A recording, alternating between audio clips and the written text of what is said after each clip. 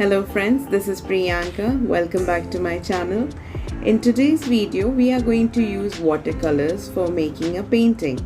Now, I chose the project today to be, the typical scenario where you have mountains, where you have a river flowing, a hut, some background, trees, and all the, the basic elements. My idea of choosing this what happened okay my idea of choosing this project is majorly because I want to share a few watercoloring techniques with you. Watercoloring is just so simple at times, and yet it can be so complicated. The more you try to explore this art, it has so much of depth, it has so much of potential, and I'm still learning every day something new, and that is what I am so fascinated about it. So to begin with, as you do see, I added clear water to my paper. Now this is just because I want my paper to be wet, completely saturated. This way you get an even yet a subtle layer of color in the background. We do not, for this particular project, we do not want the colors to shout out something. I just want to set the background. So say for example the light blue for the sky. Now I added water to just that section and I let the water do its magic. The moment I added some color to it, the pigment just feathered out. I didn't have to do much. If you have an easel or a drawing, the craft table, make use of it, because gravity would help you. The water will flow on its own, and just try out this technique because it's very popular and it is so simple. Similarly, like for the river here, I did add more water, and once I was happy with the light blue that I wanted, only then did I add more color. Watercolor would always dry out lighter than you expect it to, so I would highly recommend do not add a very dark shade at the beginning. You can always go saturate your paper again and then make it darker later. So please try that out. Also, the cool thing about watercolor is that you see how I have tried to use four different colors in the background. Now the blue, I just made the one section wet and I did the sky. Then I made another section wet and made the background for the trees a little green. Then another section wet to make the base of the land. Now this way you can have gentle colors all around. As I said, if you make sure that your paper is well saturated, the color will move around. So just make sure that when your color moves around, it is just in that particular section, and you can have a variety of colors which are of the same tone.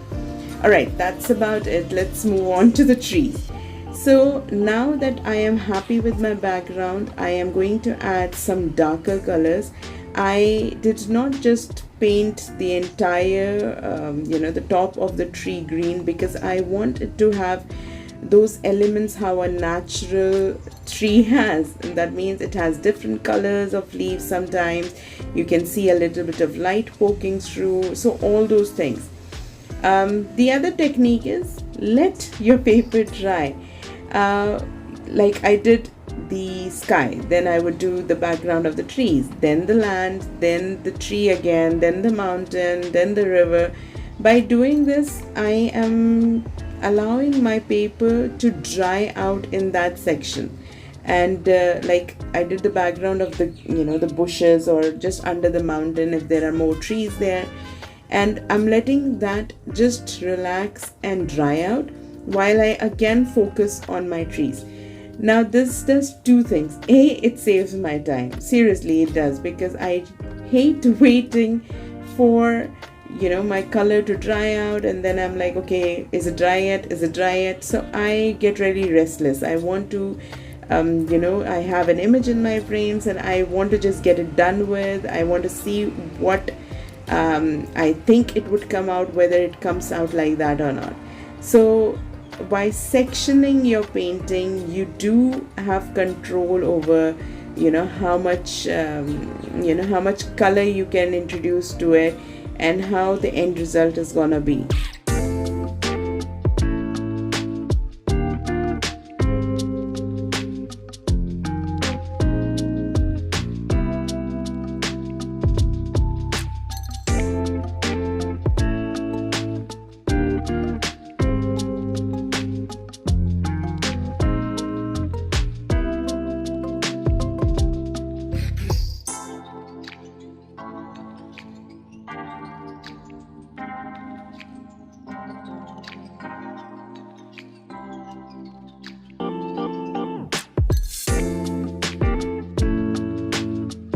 One more thing that you may want to remember while you're painting on wet paper, or with something on a similar project, say for example, if you are tempted to correct a stroke of yours, please do it once your paper is wet.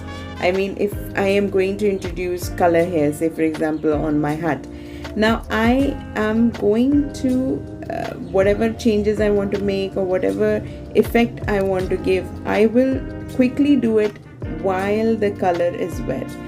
Now what happens is, with watercoloring, once you do add, once you do let the paint dry out, which is pretty fast, any fresh stroke would easily be see-through. I do not want a fresh layer of just a brush stroke going through. So you might as well saturate the entire paper again and redo your entire shade if you want to, but don't do just one stroke. It's just not neat, it's just messy. Also, how you see here, wherever I am ending my stroke is the high pigmented area. So for the hut, though it is just one color, it is just red, but wherever I chose to lift up my brush from, that is the area which is more darker than the rest of the hut. Now this way you can obviously create shades, shadows, and you can give more depth to your painting. Now, like in the background, you do see when I do add my more base brown color or yellowish color for the ground, the fresh strokes, the fresh water stains are easily visible, which I do have to fix because I don't really enjoy those. But yeah, as I told you, I get tempted to do something rather than just sitting there and waiting for it to dry. That's something I have to learn. Maybe we can do it together. So yeah, so this is basically it. As you see, I'm just going to build up the layers one by one, keep adding my details. Small details are what is going to make your painting pop out, like a little bit of window, the darker shades, or a little bit of yellow on the tree later on. These are the small things that will make your painting literally come alive. So you can choose to add as many details as you want, as less as you want. It is completely what you're feeling like, how you want the end project to look like. And one more thing, you don't have to end like right now. If you have something to do, you can always pick up where you left off. If, say for example, at the end of the painting I'm not happy from what I see, I can go ahead and end it up maybe some other day. It is definitely possible. The only drawback to that is, if my shades, like I want a particular shade to go for the same, that might be lost, because when you are coloring it, when it's wet, it looks like it is one particular shade. Once it dries out, it looks entirely different. So that is the only thing. But if it is that you have finished your entire project, and if you want to just add a few details, oh please, by all means. Like for this particular project, it's nearly about done. I'm just going to give a few more glances to the mountain in the background, maybe a tree here and there, and I am done. However, if I do wish to add somebody walking on the painting, or not on the painting, I mean inside it. If I want to make a picture of somebody going somewhere inside the painting, yeah, I can always add that at the end, or when I feel like it. So, in short, what I'm trying to say here is that I just love the idea of creating something from scratch, and the possibilities are endless. So, I'm just gonna end up giving few more finishing touches. Like specifically, the details is what my attention will be at, like the corners of the bank should be a little darker, the bottom of the trees should have the shade falling, similarly the edge of the hut should have something similar to that. The point of sun from where the sunlight is coming should be very consistent. I do not want one shadow to fall on the left and the other one on the right. So just few of these details, and you can be as creative. You can add more elements if you want more clouds, or you want to have some birds or animals. That is what I'm saying. It is the idea of being creative, and the way you want the picture to be, the way you want the story to end. It's completely in your hand. It is so empowering. So I hope you give it a try and you enjoy it as much as I do. Thank you so much for watching this video. And if you are new here, please do not forget to subscribe. I will see you next time with another interesting project. Stay safe, stay healthy. Bye-bye.